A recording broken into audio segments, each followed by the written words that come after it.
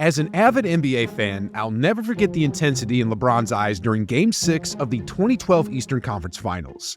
That night, he didn't just play basketball. He dominated, tearing through the Boston Celtics and paving his way to a showdown with Kevin Durant in the finals, ultimately clinching his first championship.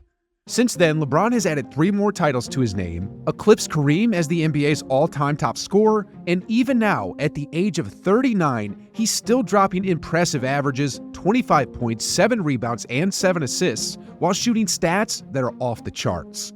Unreal is the word most used to describe LeBron, and it's hard to disagree. The man's a phenomenon in terms of physicality, strength, and speed, a true wonder of the NBA. And when it comes to living up to the hype, there's no question, LeBron has exceeded every expectation. But when the conversation shifts to the GOAT debate, things get interesting. Aside from a few loyal fans and supporters, nobody thinks LeBron is the greatest of all time. Why is that, you might ask? Well, today we're taking a deep dive into this intricate narrative, and let me tell you, it's not just about the number of rings on his fingers. Comes up to get it. Deflected by James. And an offensive foul called on Jokic. Flopping, often described as the art of deliberately falling or stumbling in order to give the appearance of having been fouled, stands as the primary reason why NBA players hesitate to label LeBron as the GOAT. Because the reality is, LeBron has been known to flop, a tactic that's generally frowned upon by fellow basketball players.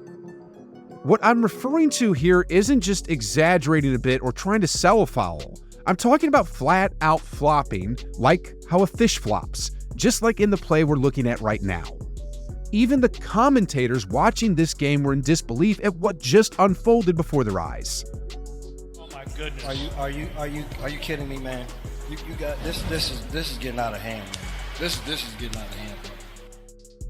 Maybe LeBron was rehearsing for his role in Space Jam, or something along those lines. But whenever reporters question him about flopping, this is how he responds. The conversation in the last 48 hours has been, from the Warriors' standpoint, has been gamesmanship on your team and flopping. Did you feel like that affected anything in terms of the way the game was dealt with tonight on the court?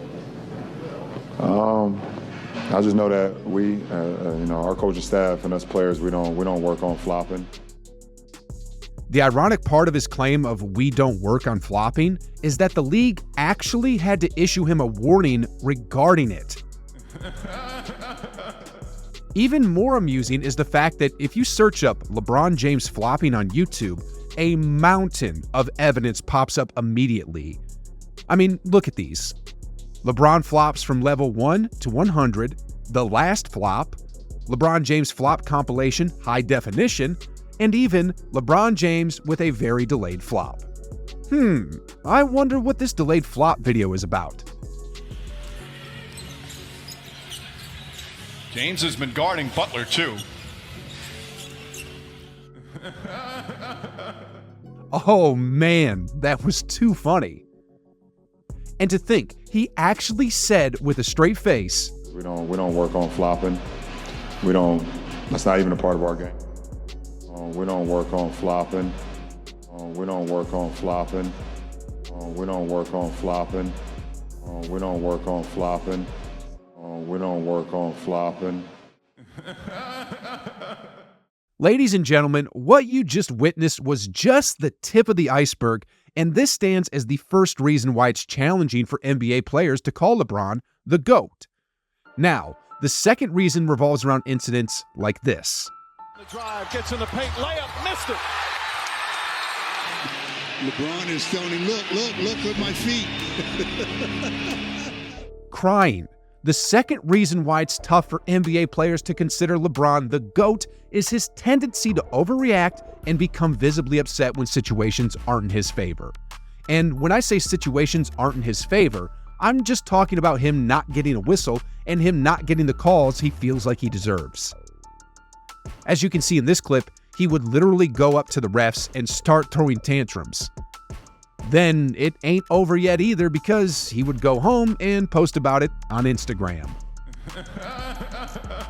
Then the ironic twist behind all this is, even in the cases where LeBron gets his chance at the free throw line after complaining long enough, he frequently misses the critical game-changing free throws. What adds another layer of irony are the situations where his team benefits from the referee calls. Take, for example, that fourth quarter victory against the Raptors, where the free throw disparity was a staggering 23-2 in favor of the Lake Show. In situations like this, LeBron's reaction is a complete 180, and he pretends the refs are doing a good job. Their coach was absolutely irate about the fourth quarter discrepancy in free throws, 23-2.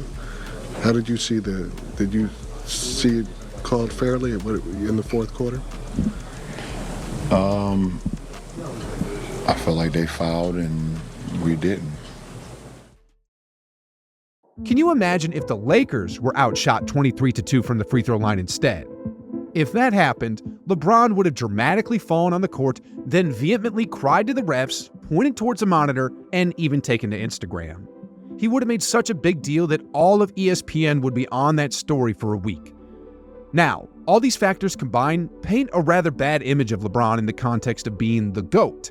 It's more than just a few isolated incidents. It's a pattern that, over time, begins to chip away at his image. When you consider the essence of what makes a player the greatest of all time, these aspects don't just create a dent, they raise some serious questions. LeBron's actions and reactions when it comes to flopping and crying for fouls are increasingly seen as detracting from the qualities typically attributed to GOATs. I mean, we never saw Mike cry after a missed call, or Kobe, and the truth is, LeBron is losing respect because of it. Like, for example, when Dylan Dynasty Brooks recently swiped down on LeBron James, pay close attention to the commentator's response during the replay. Was this a foul or was this a flop? It's gotten so bad that every time there's a significant LeBron reaction where his arms are flailing in the air, we gotta rewatch the footage to see if it is a genuine foul or another case of flopping. Then, there's also the matter of how long LeBron remains on the ground after these incidents. It feels like he's there for eternity. In fact, he often spends more time on the floor than it takes Giannis to complete his entire free throw routine, which is saying something. Now, compare that to Kobe Bryant's reaction when he was clotheslined by Raja Bell. The man just got right back up almost instantly and even smiled. Now, don't get me wrong, LeBron is undoubtedly one of the game's all-time greats. In many ways, his accomplishments stand shoulder to shoulder with Michael Jordan's. Yes, Jordan has 2 more rings, but LeBron is the all-time leading scorer and has faced tougher competition in the finals. I mean, he's gone head-to-head with 2 of the most formidable modern NBA dynasties, the Spurs and the Warriors. Not to mention, his historic comeback from a 3-1 deficit in the 2016 finals is nothing short of legendary. LeBron's skill set is also undeniable. Those who claim he lacks a bag are simply mistaken. He's proven time and time again that he has an effective arsenal of moves on the court. But in saying that, he does too many things on the court that negatively affects his image when it comes to the GOAT debate.